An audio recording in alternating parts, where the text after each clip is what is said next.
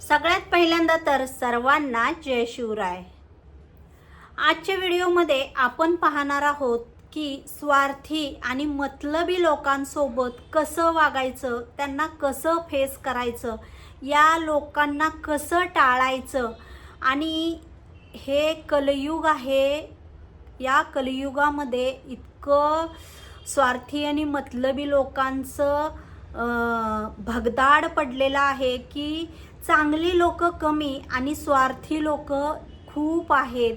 त्यामुळं आपल्याला प्रत्येक पाऊल टाकताना क्षणाक्षणाला अगदी विचारपूर्वक पाऊल टाकलं पाहिजे आणि याच लोकांना कसं ओळखायचं हेच आपण आजच्या व्हिडिओमध्ये पाहणार आहोत।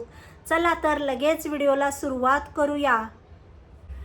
पहिली गोष्ट आहे, ही स्वार्थी आणि मतलबी लोक असतात ना, ते अजिबात दुसऱ्याचा विचार करत नाहीत।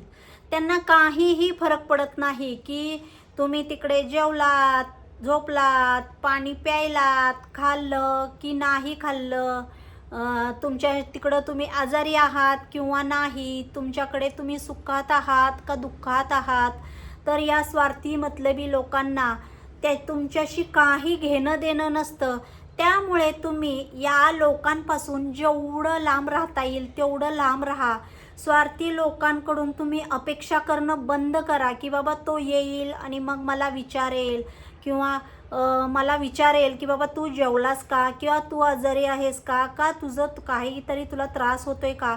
तर या लोकांकडून अजिबात ही अपेक्षा करू नका, कारण ही लोक इतकी दगडाच्या काळजाची बनलेली असतात ना, त्यांना काहीही फरक पडत नाही की तुम्हाला काय त्रास होतोय आणि काय नाही। त्यांचं मजेत चाललंय ना की मग बस। तर ही झाली सगळ्यात पहिली गोष्ट। आता बघा, दुसरी गोष्ट आहे, या स्वार्थी आणि मतलबी लोकांना अजिबात भी घालू नका। त्यांना किंमतच देऊ नका, तुम्ही कसलीच किंमत देऊ नका। जर तुमच्या घरामध्ये असतील तरी तसेच वागा, बाहेर असतील तरी तसेच वागा। की त्यांना जर तुम्ही किंमत दिलीत ना, ते तुम्ही जर त्यांना बोट दिलं ना, ते अख्खा हात तुमचा घेतील, एवढं लक्षात ठेवा, अख्खा हात। त्यामुळे या स्वार्थी मतलबी लोकांना अजिबात किंमत देऊ नका, त्यांना भीक घालू नका। काय म्हटलं ना की त्याला एक प्रकारची सवय असते बघा, चार लोकांमध्ये तुम्ही काहीतरी काम करताय आणि तिथे येऊन काहीतरी घालून पाडून बोलणार, नाही तर काहीतरी की बाबा त्याला असं वाटत असेल मी असं बोलेन मग त्याच्याकडून मला रिप्लाय येईल। नाही, त्यांना बीकच घालू नका, त्यांना डिमांडच देऊ नका। कोण बोलतंय काय माहिती म्हणायचं आणि चालायचं पुढं। आता ही झाली दुसरी गोष्ट। आता तिसरी आणि अतिशय महत्त्वाची गोष्ट आहे, अशा लोकांना, स्वार्थी आणि मतलबी लोकांना मदत करणं पूर्णपणे बंद करा।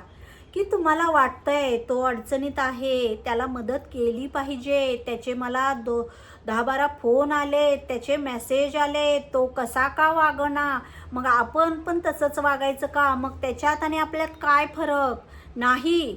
तुम्ही किती वेळा अनुभव घेतलाय, किती वेळा त्याचा अनुभव घेतलाय, काय गरज आहे त्याला मदत करायची नाही। त्याचं त्याला निस्तरू दे, त्याचं त्याला भोगू दे। अशा लोकांना अजिबात मदत करू नका, पूर्णपणे मदत करणं बंद करा। तुम्हाला त्यांनी वेळेला मदत केली आहे का, नाही केली, मग तुम्हाला काय गरज पडली आहे की त्याच्या गरजेच्या वेळेस इतकं पण चांगलं बनायला जाऊ नका की तुमचं परत तो उपयोग करून घेईल आणि परत तुम्हाला तोंडावर पाडेल। त्यामुळे या लोकांना अजिबात मदत करू नका।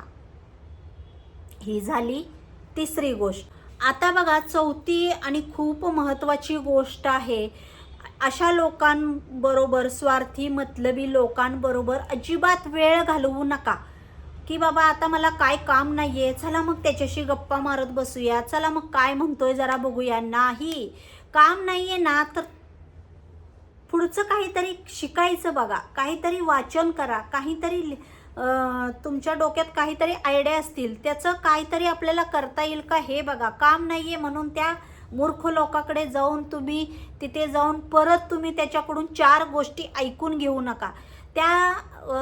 जेवढं त्या व्यक्तीला इग्नोर करता येईल, जेवढं त्या व्यक्तीपासून लांब राहता येईल तेवढं लांब राहा आणि त्या व्यक्तीच्या जवळ अजिबात काम नाहीये म्हणून बोलायला जाऊ नका.